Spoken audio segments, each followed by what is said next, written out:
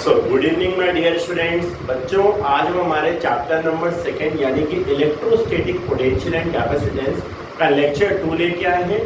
जो लेक्चर का first part था बच्चों, उसमें ऑलरेडी मैंने आपको एक्सप्लेन कर दिया था कि इलेक्ट्रोस्टैटिक पोटेंशियल क्या होता है और पोटेंशियल से रिलेटेड बच्चों जितने भी फॉर्मूले थे वो सारी चीजें मैं एक्सप्लेन कर चुका हूँ आपको इस लेक्चर के पार्ट 1 में। तो बच्चों, इस लेक्चर नंबर 2 में चैप्टर नंबर 2 के हम जो टॉपिक कवर करने वाले हैं बच्चों, वो पूरा का पूरा टॉपिक है हमारा कैपेसिटेंस। ठीक है, तो आज हम बच्चों जो टॉपिक पढ़ने वाले हैं वो टॉपिक हमारा क्या है, कैपेसिटेंस। तो चलो बच्चों, बिना देर करे स्टार्ट करते हैं कैपेसिटेंस के साथ। ठीक है बच्चों, तो सबसे पहले तो आपको इस वर्ड का मतलब पता होना चाहिए कि कैपेसिटेंस होता क्या है ना। What do you understand by capacitance? ये कैपेसिटेंस वर्ड आया कहां से और इसका मतलब क्या होता है? तो बच्चों, for example, if we given 1 coulomb charge to any conductor, हमने किसी कंडक्टर को बच्चों कितने कूलम चार्ज दिया? 1 कूलम चार्ज दिया, and it's potential is increase by 1 volt. तो अगर किसी कंडक्टर को बच्चों चार्ज देने से उसका पोटेंशियल इंक्रीज हो जाए, जैसे फॉर एग्जांपल मैंने 1 कूलम चार्ज दिया और उस कंडक्टर का पोटेंशियल कितने से इंक्रीज होगा? 1 वोल्ट से। तो इसका मतलब क्या बच्चों? इसका मतलब ये है सर कि जो हमारा चार्ज है और जो पोटेंशियल है दोनों एक दूसरे के डायरेक्टली प्रोपोर्शनल है। तो बच्चों, जब प्रोपोर्शनलिटी का साइन रिमूव होता है तो यहाँ पे आता है इक्वल, और इक्वल के साथ एक कांस्टेंट आता है सी। तो बच्चों, इस सी को हम क्या बोलते हैं? कैपेसिटेंस बोलते हैं। तो what is the formula of capacitance?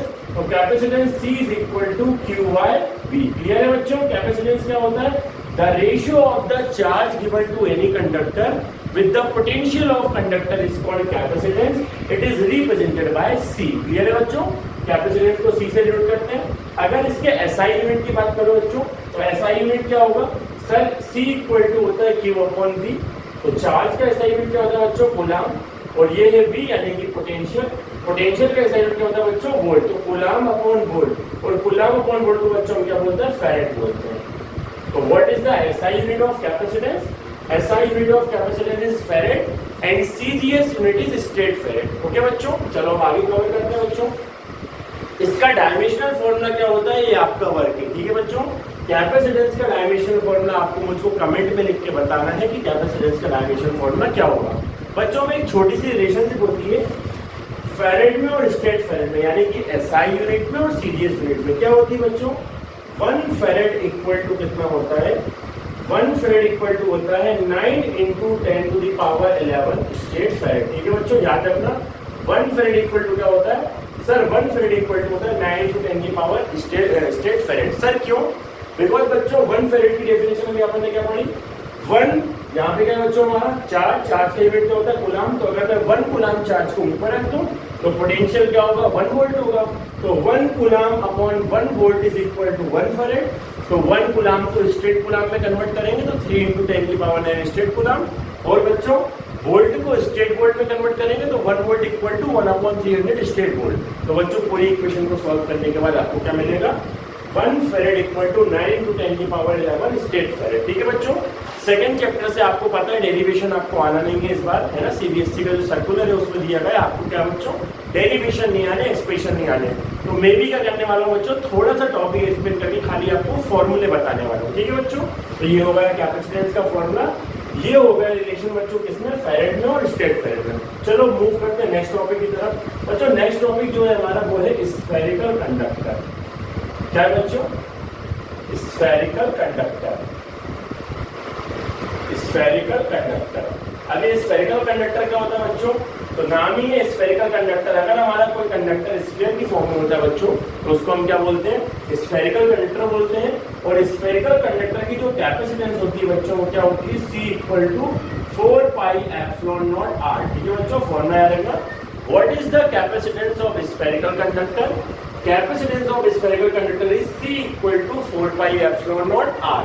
और अगर बच्चों में ये 4 पाई एप्सिलॉन नॉट कांस्टेंट और इक्वल को हटा दूं तो क्या मिलेगा बच्चों?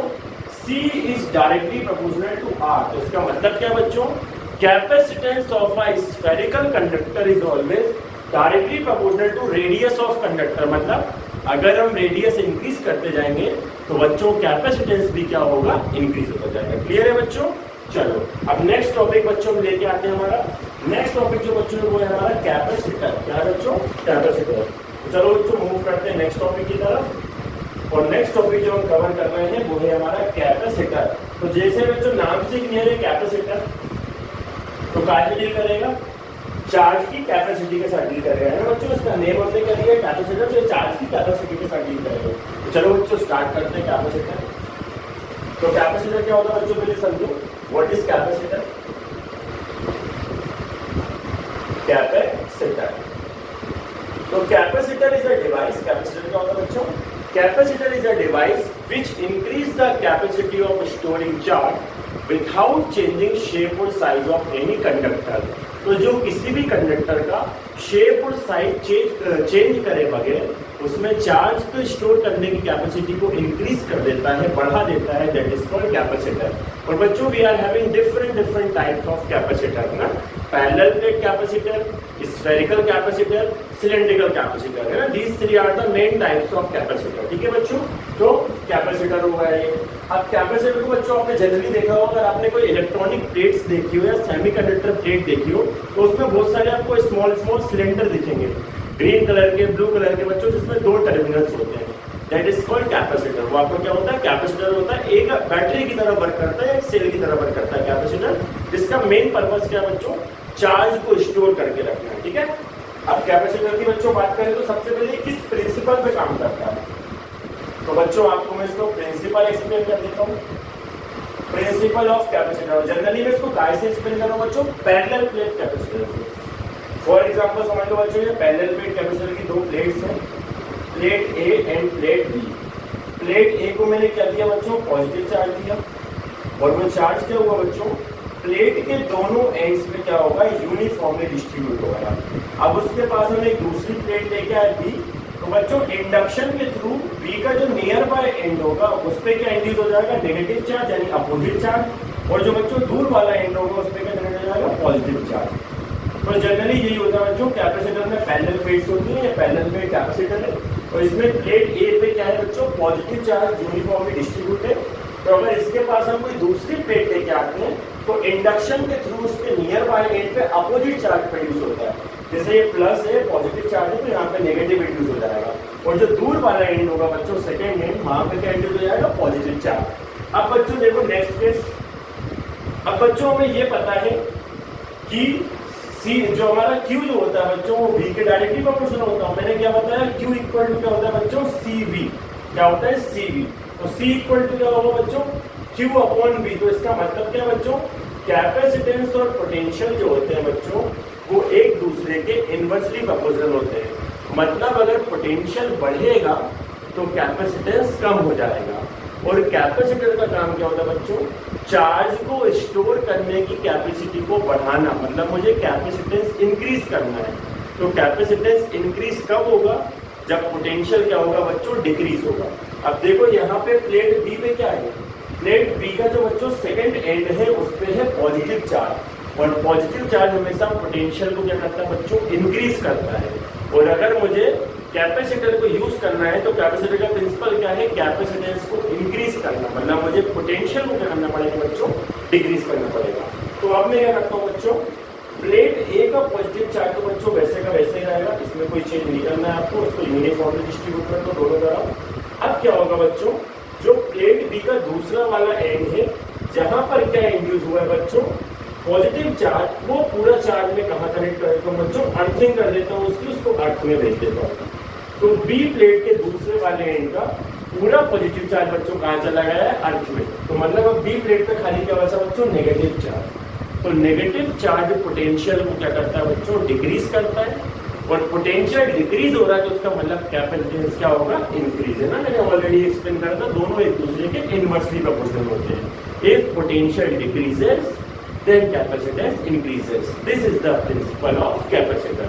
ये कैपेसिटर का प्रिंसिपल होता है। और अगर बच्चों कोई आपसे पैरेलल प्लेट कैपेसिटर की कैपेसिटेंस का फॉर्मूला पूछे तो पैरेलल प्लेट की कैपेसिटेंस का फॉर्मूला होता है sir C equal to A epsilon naught upon D। E होता है area of plate, epsilon naught आप जानते हो परमिटिविटी ऑफ फ्री स्पेस और वैक्यूम, और डी होता है distance between both the plates और distance between both the parallel plates of capacitor. Okay बच्चों, चलो नेक्स्ट टॉपिक की तरफ मूव करते हैं। ये तो हुआ हमारा बच्चों कौन सा कैपेसिटर, पैरेलल प्लेट कैपेसिटर। अब हम चलते हैं बच्चों स्फेरिकल कैपेसिटर की तरफ। किसकी तरफ, स्फेरिकल कैपेसिटर की तरफ। तो बच्चों में क्या करने वाला हूँ, डायरेक्ट इनके कैपेसिटेंस के फॉर्मूले लिखने वाला हूँ, है ना, क्योंकि हमें इसको शॉर्ट में पढ़ना है, इससे डेरिवेशन हम लेंगे। तो मैं डायरेक्ट क्या करूँगा बच्चों, स्फेरिकल कैपेसिटर की कैपेसिटेंस का फॉर्मूला लिखूंगा, है ना। तो what is the capacitance of spherical capacitor? तो स्फेरिकल कैपेसिटर का जो कैपेसिटेंस होता है बच्चों, वो होता है C = 4 pi epsilon not AB upon B minus E। Clear है बच्चों? This is the capacitance of spherical capacitor, है ना। कुछ आपको ऐसा डायग्राम देखने को मिल जाएगा, दो कैपेसिटर होंगे स्फेरिकल, ये अंदर वाला हो जाएगा बच्चों आपका, और ये बाहर वाला हो जाएगा। अंदर वाली रेडियस को A अज्यूम कर लेना, बाहर वाले की रेडियस को B अज्यूम कर लेना। A पे पॉजिटिव चार्ज डिस्ट्रीब्यूट कर देना यूनिफॉर्मली, इस पे नेगेटिव चार्ज इंड्यूस हो जाएगा, और पॉजिटिव चार्ज को बाहर में भेज देंगे एटम में। ठीक है, आपको खाली फॉर्मूला याद रखना। फॉर्मूला क्या होता है? C = 4 pi epsilon not AB upon B minus A। Next है बच्चों हमारा सिलेंड्रिकल कैपेसिटर। तो बच्चों जो हमारा सिलेंड्रिकल कैपेसिटर होता है, सिलेंड्रिकल कैपेसिटर की कैपेसिटेंस का फॉर्मूला क्या होता है? सिलेंड्रिकल कैपेसिटर की जो कैपेसिटेंस होती है बच्चों, वो होती है C = 2 pi epsilon naught log E B upon A। Clear बच्चों? This is the capacitance of cylindrical capacitor. ठीक है बच्चों, चलो नेक्स्ट की तरफ मूव करते हैं। अब बच्चों नेक्स्ट टॉपिक जो है हमारा, कौन सा कैपेसिटर हो गया? स्फेरिकल हो गया, सिलेंड्रिकल हो गया, और पैरेलल प्लेट कैपेसिटर हो गया। अब जो बच्चों हमारा नेक्स्ट इंपॉर्टेंट टॉपिक है बच्चों, वो है हमारा energy loss on joining two charge conductor. जब भी हम दो चार्ज कंडक्टर को क्या करते हैं बच्चों, इंसुलेटेड चार्ज कंडक्टर को आपस में ज्वाइन करते हैं, तो इस केस में एक्चुअली में क्या होता है, एनर्जी का लॉस होता है हमेशा। ठीक है, तो जो फाइनल जो हमारी इनिशियल काइनेटिक एनर्जी और फाइनल काइनेटिक एनर्जी यानी पोटेंशियल एनर्जी जो होती है बच्चों, उसका जो डिफरेंस आता है U1 माइनस U2, उसको हम एनर्जी लॉस बोलते हैं। ठीक है बच्चों, तो एनर्जी लॉस का फॉर्मूला क्या होता है? एनर्जी लॉस का फॉर्मूला होता है बच्चों U =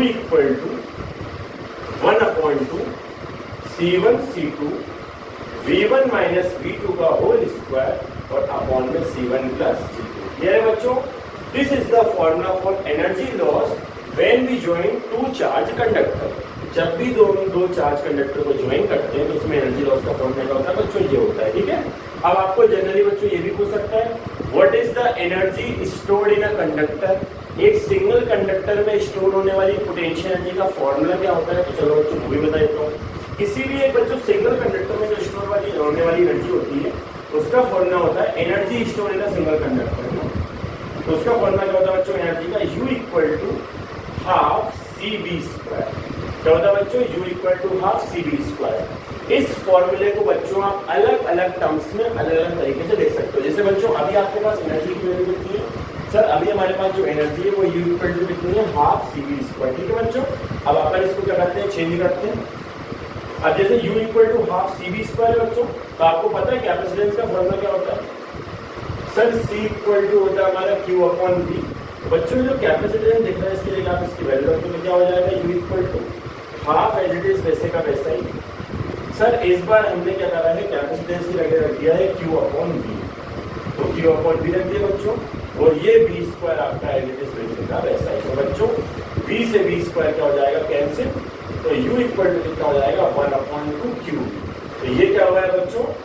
चार्ज और पोटेंशियल के रिस्पेक्ट में कंडक्टर की एनर्जी का फॉर्मूला। ये आपका क्या बच्चों? कैपेसिटेंस और पोटेंशियल के रिस्पेक्ट में एनर्जी का फॉर्मूला। बच्चों इसको और कन्वर्ट कर सकते हो आप, कैसे बच्चों? जैसे C 1/2 कितना बच्चों? CV²। फिर आपने C की वैल्यू रख दी Q अपॉन V, तो आप बच्चों V की वैल्यू भी रख सकते हो। तो V की वैल्यू क्या होती है? सर V जो होता है हमारा उसकी वैल्यू होती है Q अपॉन C, है ना बच्चों। तो अगर इसी फॉर्मूले में V की वैल्यू रख दो तो V = कितना होगा बच्चों? Q upon C। तो रख के देखो सर U वैसे का वैसा ही, 1/2 Q वैसे का वैसा ही। सर आप V की वैल्यू रख दो, V की वैल्यू कितनी जाएगी? Q upon C। तो बच्चों मल्टीप्लाई करो, U = 1/2 Q का मल्टीप्लाई होगा Q² अपॉन C। बच्चों ये सारे के सारे ही किसके फॉर्मूले हैं? Potential energy of a conductor के फॉर्मूले हैं।